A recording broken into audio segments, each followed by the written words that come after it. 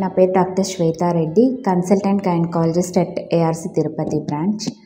ఈరోజు మనం మాట్లాడుకోబోతున్న topic tubectomy, family planning operation తర్వాత పిల్లలు పుట్టడం సాధ్యమేనా, ఒకవేళ సాధ్యమైతే వాటికి ఉన్న పద్ధతులు ఏంటి అన్న దాని గురించి. యూజువల్గా ఏంటంటే ఇద్దరు పిల్లల తర్వాత అలా ట్యూబెక్టమీ ఆపరేషన్స్ చేయించుకుంటూ ఉంటారు. ఒక్కొక్కసారి ఏంటంటే ఒక బేబీ యాక్సిడెంట్లో కానీ ఏదైనా హెల్త్ బాగాలేక చనిపోవడం కానీ ఇలా జరిగినప్పుడు మళ్ళీ పిల్లలు కావాలని వస్తూ ఉంటారు కపుల్స్. అండ్ కొంతమంది అయితే ఒక బేబీ తర్వాతే చేయించుకుంటారు, మళ్ళీ కొన్ని రోజుల తర్వాత సెకండ్ బేబీ కావాలని, కొంతమంది థర్డ్ బేబీ కావాలని ఇలా వస్తూ ఉంటారు. ట్యూబెక్టమీ సర్జరీ తర్వాత వాళ్ళకి మెయిన్గా 2 ways ఉంటాయి. First tubal recanalisation surgery, second IVF. Tubal recanalisation surgery అంటే ట్యూబెక్టమీలో మనం కట్ చేస్తాం ట్యూబ్స్ని, ఆ కట్ చేసిన ట్యూబ్స్ని మళ్ళీ అతికించి ఓపెన్ చేయడం అన్నమాట. ఇది open procedure and laparoscopic procedure 2 పద్ధతుల ద్వారా చేస్తాము. కానీ దీని సక్సెస్ రేట్ అనేది వేరియస్ ఫ్యాక్టర్స్ మీద డిపెండ్ అయి ఉంటుంది. సక్సెస్ రేట్ ట్యూబ్ని ఏ పార్ట్లో కట్ చేసాము అన్న దాని మీద, ప్లస్ ఎంత లెంత్ మిగిలింది అనే దానిపైన, ప్లస్ ఎన్ని ఇయర్స్ తర్వాత వాళ్ళు మళ్ళీ రీకెనలైజేషన్ చేసుకుంటున్నారు, ఈ పద్ధతులన్నిటి మీద డిపెండ్ అయి ఉంటుంది దాని సక్సెస్ రేట్ అనేది.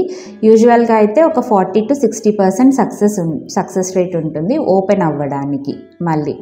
కానీ ట్యూబల్ రీకెనలైజేషన్ సర్జరీ చేసుకునే ముందు కొన్ని ప్రీ రిక్విజిట్స్ ఉంటాయి. అంటే యూజువల్గా ఏజ్ చూసుకుంటాం అనమాట వాళ్ళ సర్జరీకి వచ్చినప్పుడు. మరి 40 years 35 years దాటిన వాళ్ళకైతే ఎగ్ కౌంట్ కానీ, ఆడవాళ్ళల్లో మగవాళ్ళల్లో కణాల పరీక్ష కానీ ఇవి ఒకసారి చెక్ చేసుకొని బాగున్న తర్వాతే వాళ్ళకి రీకెనలైజేషన్ సర్జరీ చేయడం జరుగుతుంది. ఒకవేళ అవి కణాలు ఎగ్ శాతం ఇవి తగ్గిపోయి ఉంటే, ఒకవేళ ట్యూబ్స్ ఓపెన్ అయినా కూడా న్యాచురల్గా నిలబడే ఛాన్సెస్ తక్కువగా ఉంటాయి అన్నమాట. సో వాళ్ళు డైరెక్ట్గా ఐవీఎఫ్ చేసుకుంటేనే బెటర్గా ఉంటుంది. ఇంకా సెకండ్ పద్ధతి ఐవీఎఫ్ చెప్పుకున్నాం కదా. ఐవీఎఫ్లో ఏంటంటే మనం ట్యూబ్లో ఏ ప్రాసెస్ అయితే జరుగుతుందో ఫర్టిలైజేషన్, అంటే ఎగ్ని తీసుకొని కణాలు కలిసి ఫర్టిలైజ్ అయ్యి బేబీ ఫామ్ అవుతుంది ట్యూబ్లో, ఆ ప్రాసెస్ మనం ఐవీఎఫ్ ల్యాబ్లో చేస్తాం కాబట్టి ఐవీఎఫ్ పద్ధతిలో మనకి ట్యూబ్స్ అవసరం ఉండదు. సో కొంతమంది ఐవీఎఫ్ని డైరెక్ట్గా చూస్ చేసుకుంటారనమాట, కొంతమంది ట్యూబల్ రీకెనలైజేషన్ సర్జరీ అనుకుంటారు. ఇది వాళ్ళకి 2 చాయిస్ ఇవ్వడం జరుగుతుంది, వాళ్ళు డిసైడ్ చేసుకుంటారు.